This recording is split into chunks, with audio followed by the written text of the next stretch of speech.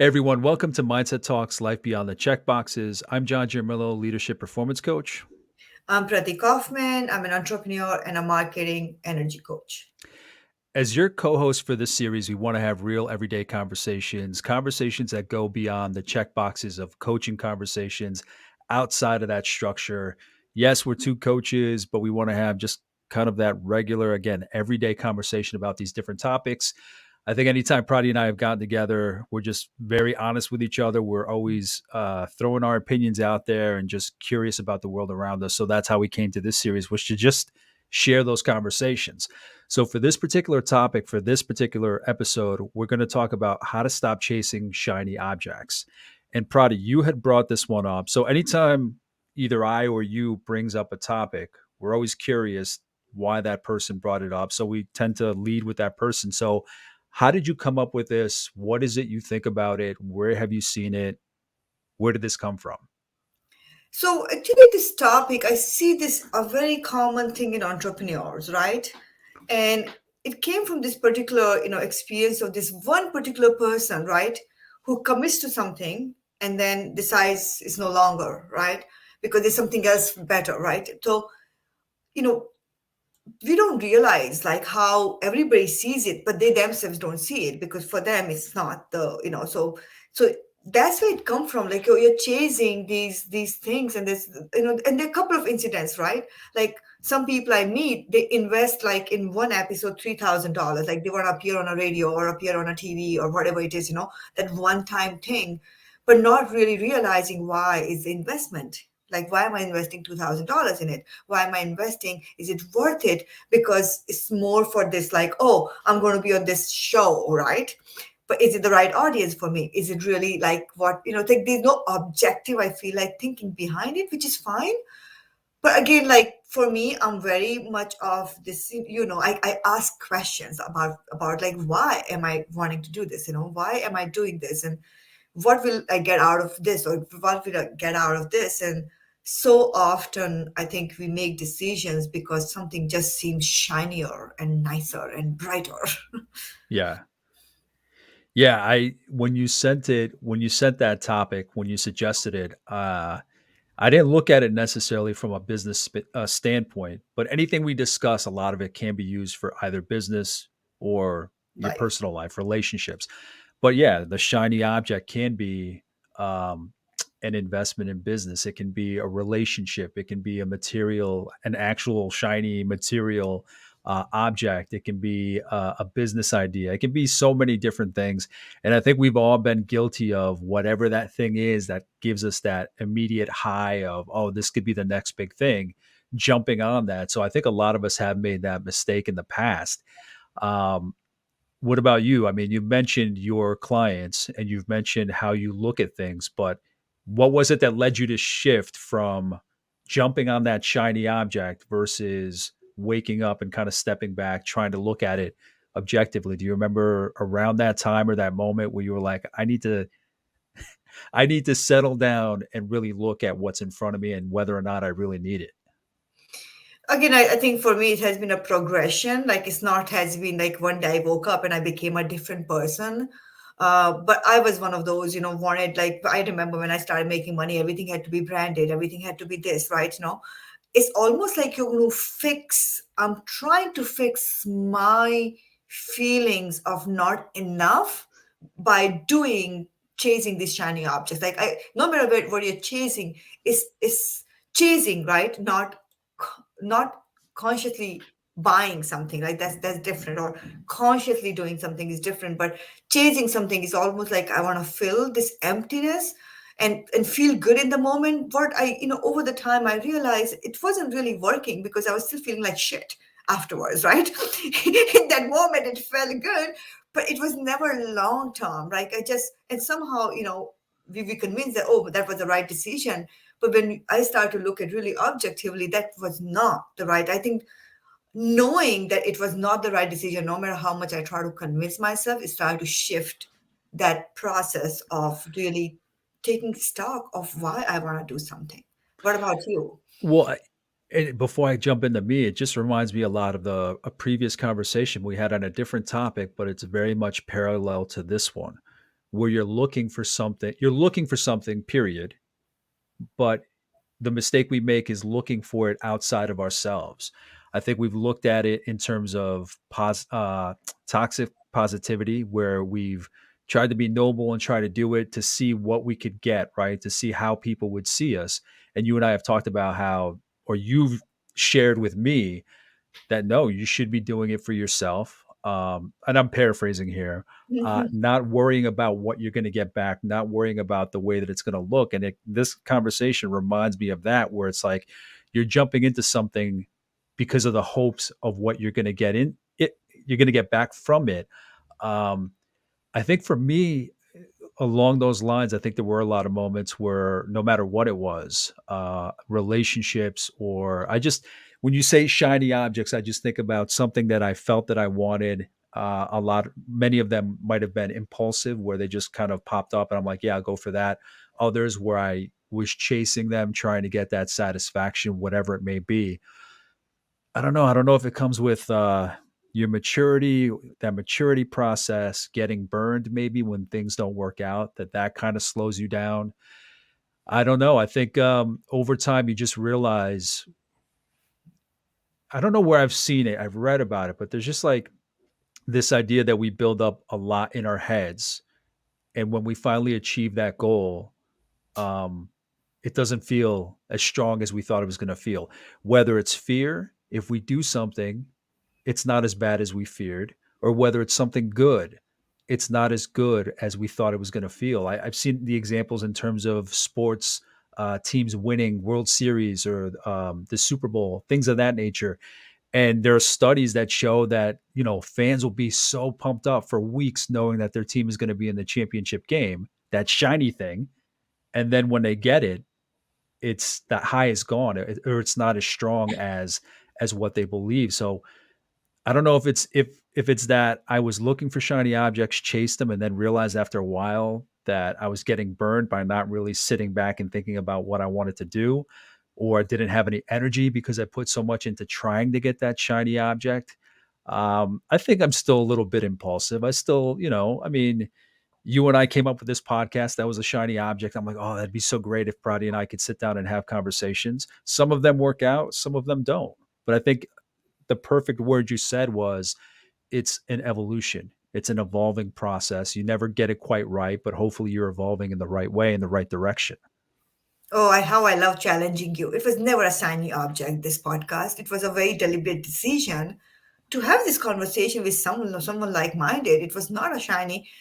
I don't think for me it was a very, very deliberate decision, John, to have a podcast with you where I could have it with a lot of other people, right? It's not that. I think shiny object is when I'm trying to like you get it. There's always like I don't know.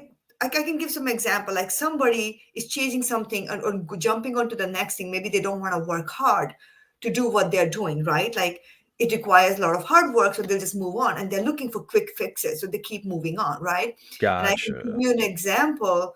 Like recently, a client, right? After we did a 1 month of Facebook ads, she's like, "Oh, where's the revenue?" And I'm like, doesn't work that way, right? So I'm just going to change the team. I'm going to change the tactic, right? I'm Gotcha. going to Gotcha. find another team. Like there's no this like as if changing people and changing things will fix things where we are not willing to look at the root cause Yeah. of this discontent and the issue we have. Why are we doing this, right? Why am I doing this? What am I going to get out of it? It's like I'm just going to do this and feel good in the moment, and then I'm going to do it Gotcha. again, and I'm going to do it again. It's like a band-aid, right? I'm going to keep putting band-aids after band-aids instead of really saying, you know what is the problem here? That's it, I Yeah, think. it's much more haphazard. Yeah. Um, So I would w- call this podcast a shiny object, I Mr. would. It's shiny to me, Geronimo. but no, I know what you're saying. I know what you're saying. Where they're being just haphazard, they're kind of being irresponsible, impulsive. Obviously, that word comes up in terms of not really. They don't do their due diligence leading up to it, and they don't debrief. Why didn't this work out? And that's the worst part. That's like people say like you can't quit things. I'm like, yeah, you can.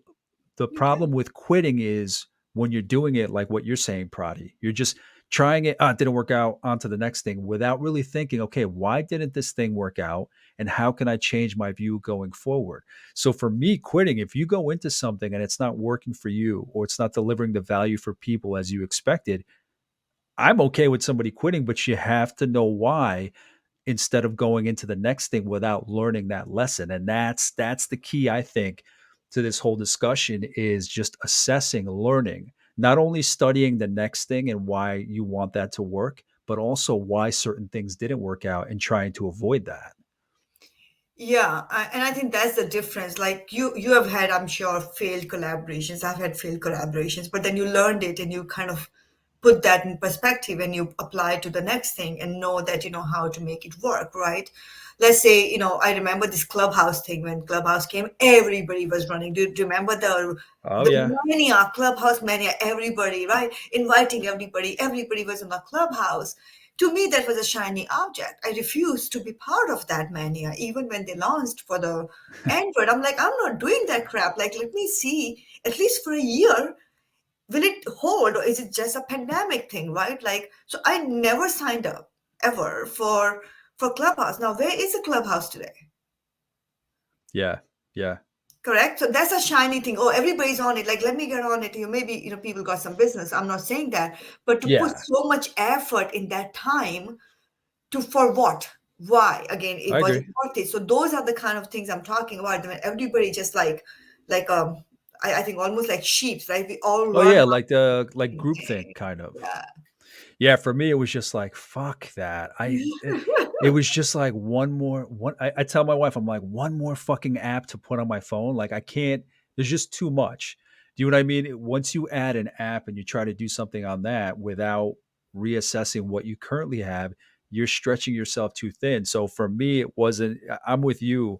It wasn't even to see if it would work. I was just like, "Nah, I just I can't stretch myself that thin," and a whole slew of other reasons. But yeah, that's another factor that plays into it is just groupthink. Do you know what I mean? Are you jumping on these shiny objects because, again, it's innate to you, it's something from the inside that's going to make you happy, or because you're trying to stay ahead of the crowd or trying to go with the crowd? Just for in my coaching, a lot of issues that people have and challenges is because they're trying to keep up with other people without, as you've said here, monitoring what you're all about before what anybody else is doing or needing. And that's where people trip up. Yeah, and I think that is the again, I think it's a common thing in everything we talk about, right? Everything requires inner work.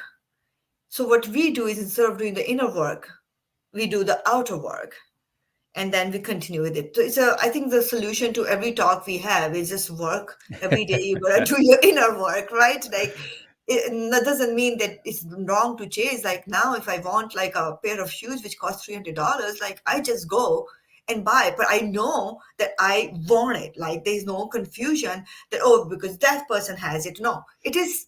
I just want it, and that's enough reason. Like I don't need to convince myself for anything, not because of something else, and you're okay with that decision. So I think again being mindful, right? Why am I doing this? Why am I signing up for this another course?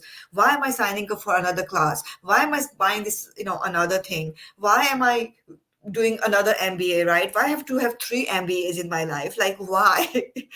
You Yeah. get it? Oh, yeah. We fill Absolutely. those gaps with education, with doing more trainings, doing more things. Get the yoga teacher training. I'll do another doula training. I'll do this training. I'll do that. You keep piling up these knowledge, but you're never really sitting and saying, how am I using this in my So do life? you still have those moments, maybe those quick impulses where you feel something might be a shiny object, but you pull yourself back? Hell Do you yeah, still have all the yeah? time. Okay. It's very common when you see somebody that's successful and they're saying they use this. You're like, oh, maybe I should do it, and you're like, it doesn't work for me, right? Like, it's just not me. I'll give you an example. All the webinars, right? Everybody has so my email database. I've got 400 people, right, in my email database. Most people who have been in business 3 to 4 years, their email database is 1,500 to 2,000 Mhm. around, right? In a business because one of the rules of business is anytime you do a webinar or anything, right, you should have a hook to get the emails. Yeah.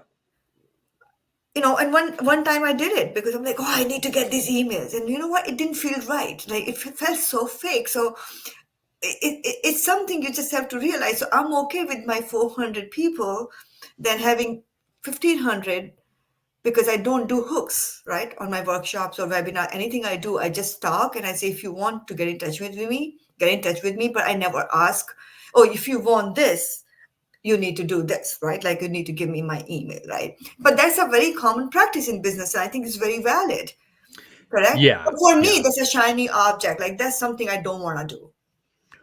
Yeah. And again, it comes back to internal, where Yeah. you have to think about your authenticity. Does it feel right to you? You may go to school, you may go to webinars where they give you, like we've talked about, check boxes. Make sure Yeah. you have these check boxes checked.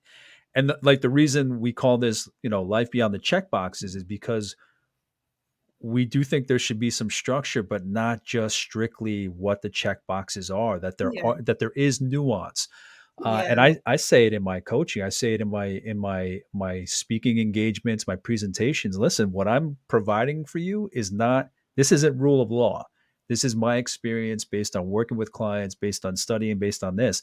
I just want to give you the option, the idea that this is out there for consideration. But to strictly go by something, especially if it's not authentic and genuine to who you are and your values, you may try to do it, but it's not going to look the same. It's not going to feel the same. And that look, that genuine look and that feeling, that's what's important. That's what draws people in. So Prati, like you, like for you, if you say, it doesn't quite feel right doing that, getting that list of emails just for the sake of checking off that box that I did it, but you can deliver in some other authentic, genuine way, then you've changed the path to that shiny object to draw people in. You've made it look different, but you're still working just as hard. So I think that's a great example. Yeah, but like, as a parent too, right? Especially now, like I think we fall into this, we like sometimes that is where I think the shiny object, I don't know if you can relate, you can probably do, because like other day I was talking to a parent and he was like, oh, my son does this, and he's like trains every day and he's doing this and he's doing this. And my son, half the time, is sitting and reading, not doing half the things anybody else is doing in baseball, right? And he loves baseball. And for a moment, I felt like, oh, Kaden should be doing this. And I'm like, nah, that's not him. I mean, I can't take his love for other things. But at that moment, I came home, I actually talked to him. Oh, we are going to start training and we are going to do this. Like, that kid is doing so much and you're not doing anything. I actually got into the whole this Yeah. tirade about why he's not doing enough. And then it hit me really hard. What am I doing? Right? The next day, I woke up, I'm like, what was that about?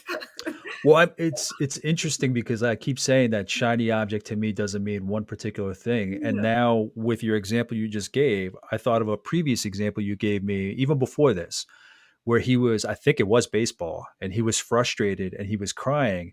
And your first impulse was to tell him, okay, not here, go somewhere else and Yeah. cry. But then you were like, wait, what? No, that doesn't make sense. Yeah. But it's that, like, that shiny object is like that behavior that everybody, like you said with the father, like this is the way that it has to look. And it's, I always love it when you bring up our kids, and just how we're raising them, because that's something that I want them to avoid.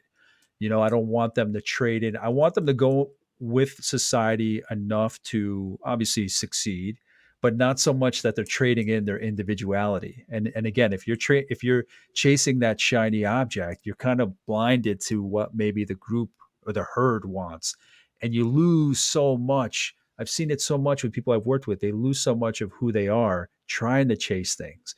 And when they come back to feeling happy, it's because they've gone back to who they were and what they wanted to do. Yeah. So I think that's, to wrap it up for us, I think the shiny object is just part of everybody's life, right? Again, you keep doing the inner work. Does it ever stop? I don't know if anything ever stops in life, right? We get to the place where, our life is perfect and our thoughts are perfect and we are in this Zen-like state all the time. I don't know how many people really achieve that. But, I think, again, I would say, being aware, right, about why are you doing it, and, kind of just self inquiry, I would call it, which can Yeah. help. I agree. I agree. And it always helps to ask somebody and, run it by somebody else. I mean, show people what you're up to, what you're thinking, how you think. You'd be surprised how often people want to open up about what they're thinking about work, business, whatever it may be. So share those impulses maybe that you have. If you have that problem of chasing that next shiny thing, find somebody that is in that space with you, whether it's work, whether it's business, whether it's home, relationship, whatever, and talk about that impulse. But Yeah, I what think would you suggest people should do? Like, if you were to do one tool to kind of get out of it. I know it takes time, but what would be the tool for other people to figure out if they are chasing shiny object or it really is a thing to do? why am I chasing it? No, yeah, Why am I chasing it, and how long lasting is that feeling? Is it just that quick impulse, or is it something that really is fulfilling, I guess? And it's yeah, gonna differ for so many different people based on the topic, based on the person, based on the experiences that they've had, but like you said, it's about that self-inquiry, but at least starting to ask the questions. yeah. I think that's a great thing. Just being awareness again, creating awareness of your why. Yeah, Because I also see there are patterns in people, and if we could learn to observe our own patterns, like for me, when people are chasing shiny object, right? One thing I do see is they keep moving from one learning to another learning, right? I mean, I think that's one, or learning, or one thing to another thing. Like, it doesn't matter, that thing can change, but they're always moving from one thing to another thing. I think sometimes to pause, why am I doing this, right? And yeah, that could again help them to get back to the core of who they are and why are they doing it. absolutely. Perfect. Perfect way to wrap up. So thank you for watching. Subscribe where you're watching, subscribe where you're listening. Reach out and let us know what you thought of the conversation. We're open to covering every type of topic. We're open to any ideas. And we'd love to bring on partners at some point to have this conversation, whether it's about something we've already spoken about or something that you want to bring up yourself. But in the meantime, until the next episode, thank you and take care. Bye. Thank you. Bye.